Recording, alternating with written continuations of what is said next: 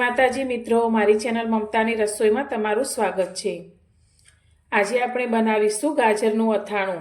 तो रोटली साथे शाकनी पण जरूर ना पड़े तेवुं एकदम टेस्टी गाजरनुं अथाणुं बने छे अने बनाववामां पण एकदम सरळ अने एकवार बनावी अने तमे एक वर्ष सुधी तेने खाई पण शको छो। तो अत्यारे गाजरनुं अथाणुं बनाववा माटे मैं वजનમાં 400 ग्राम जेटला फ्रीज गाजर लीधा छे।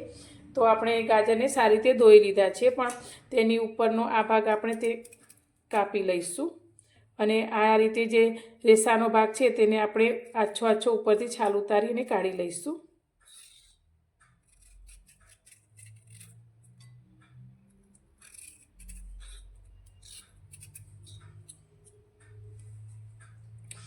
તો હવે આપણે ગાજરના આ રીતે મીડિયમ સાઈઝના ટુકડા કરી લઈશું। હવે આ ટુકડો કર્યા પછી તમે આ વચ્ચેનો જે પીળો ભાગ છે તેને આપણે દૂર કરી લેવાનો છે, જે એકદમ કડક હોય છે અને ખાવામાં મીઠાશ નથી હોતી। તો આ રીતે તે ભાગને કાઢી અને આપણે બહુ જાડા પણ નહીં અને પાતળા પણ નહીં, તે રીતે એક સાઈઝના બધા ટુકડા કરી લઈશું। તો બધા જ ગાજરના મેં ટુકડા કરી લીધા છે। તો આ જ રીતે આપણે મીડિયમ સાઈઝના બધા ટુકડા તૈયાર કર્યા છે। હવે આપણે એક મોટો બાઉલ લઈ લઈશું અને તેની અંદર આપણા ટુકડા લઈ લઈશું।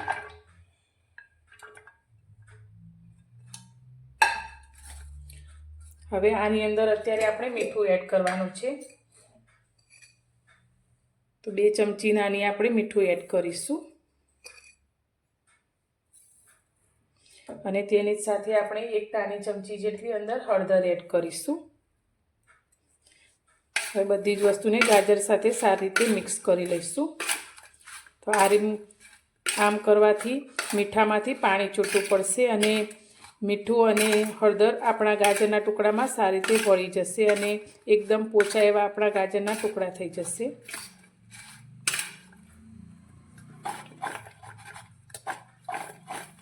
તો આ રીતે મિક્સ કરી અને હવે આ ટુકડાને આપણે 24 કલાક માટે આ જ રીતે ઢાંકી અને રાખીશું અને વચ્ચે વચ્ચે 2-3 કલાકે આ રીતે તેને આપણે હલાવતા રહીશું, જેથી બધા ટુકડામાં મીઠું અને હળદર સારી રીતે ભળી જાય।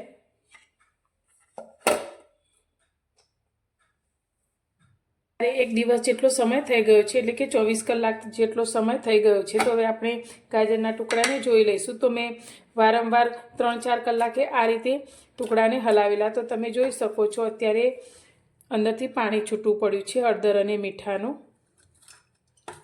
તો હવે આપણે આ પાણીને કાઢી લઈશું। તો ગાજરમાંથી આપણે પાણીના ભાગને કાઢી લીધો છે। તો હવે તમે જોઈ શકો છો ગાજરના ટુકડા આપણા એકદમ સરસ સોફ્ટ થઈ ગયા છે આ રીતે। તો હવે આપણે આ ટુકડાને કોરા કરવાના છે। તો તેના માટે અત્યારે આપણે એક કોટનનું કપડું લઈ લઈશું। તો આ રીતે કોટનના કપડા ઉપર આપણે આ ટુકડાને પાથરી લઈશું, જેથી અંદર જે પાણીનો ભાગ હશે તે દૂર થઈ જશે અને આપણા ટુકડા થોડા કોરા થઈ જશે। તો આને આપણે તડકે બિલકુલ નથી સૂકવવાના, પણ આ રીતે ખુલ્લી હવામાં અથવા તો પંખાની હવામાં આપણે તેને થોડી વાર માટે એટલે કે 1-8 કલાક જેવું રાખીશું, જેથી એકદમ સરસ એવા ડ્રાય થઈ જશે।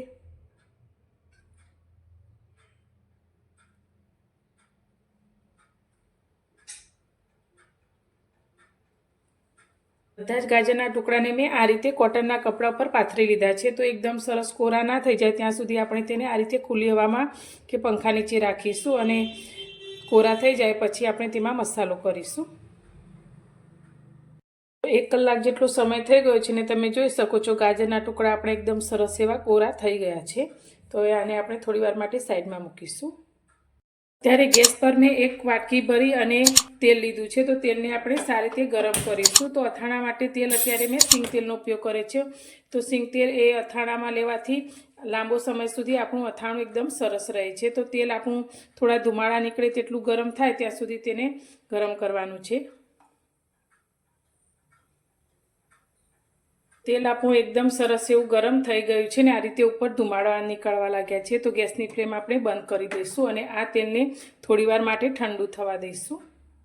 અત્યારે મેં આ રીતે એક મોટો બાઉલ લીધો છે, તેની અંદર અત્યારે આપણે 2 ચમચી રાઈના કુરિયા લીધા છે, તેને આપણે આ રીતે પાથરી લઈશું।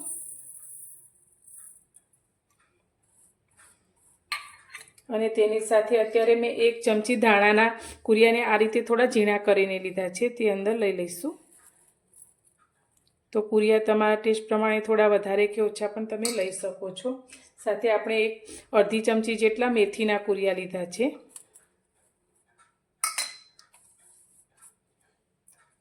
1 ચમચી આપણે આખી વરિયાળી લીધી છે.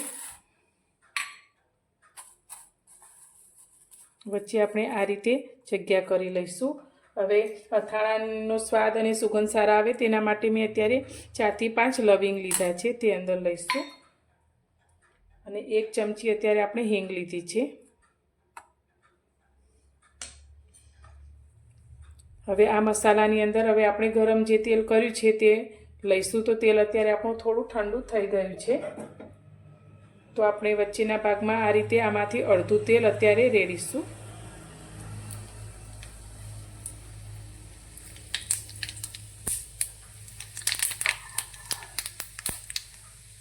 બાકીના તેલનો ઉપયોગ આપણે પાછળથી કરીશું.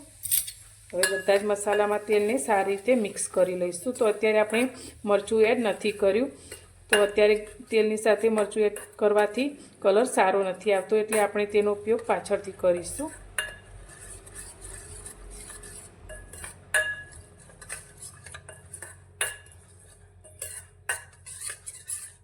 તો એકદમ સરસ એવા તેલમાં મસાલા આપણા મિક્સ થઈ ગયા છે. તો હવે તેની અંદર આપણે જે ગાજર લીધા છે તે લઈ લઈશું અને તેને પણ સારી રીતે મિક્સ કરીશું.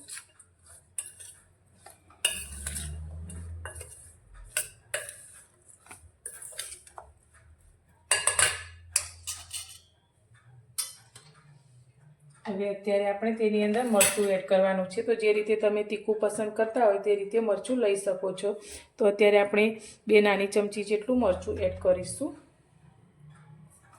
આપણે મીઠું અંદર પહેલાં પણ લીધેલું, એટલે અત્યારે આપણે નાની અડધી ચમચીથી પણ થોડું ઓછું મીઠું એડ કરીશું. તો મીઠું અત્યારે આપણે થોડું ગરમ કરેલું લીધું છે. અને સાથે આપણે ચપટી જેટલી હળદર પણ એડ કરીશું. હવે બધું જ ફરી આપણે સારી રીતે મિક્સ કરી લઈશું. તો એકદમ સરસ એવું ચટપટું આપણું આ અથાણું તૈયાર થાય છે. અને આ અથાણું બનાવી અને 1 વર્ષ સુધી સ્ટોર કરી શકાય છે. તો રોટલી સાથે આ અથાણું ખૂબ જ સ્વાદિષ્ટ લાગે છે. હવે આની અંદર આપણે લીંબુનો રસ ઉમેરીશું, તો જેથી આ અથાણું લાંબા સમય સુધી એકદમ સરસ રહેશે અને સ્વાદ પણ એકદમ સરસ આવશે. તો અત્યારે 1 મોટા લીંબુનો રસ મેં કાઢી લીધો છે, જેને આપણે અંદર લઈ લઈશું.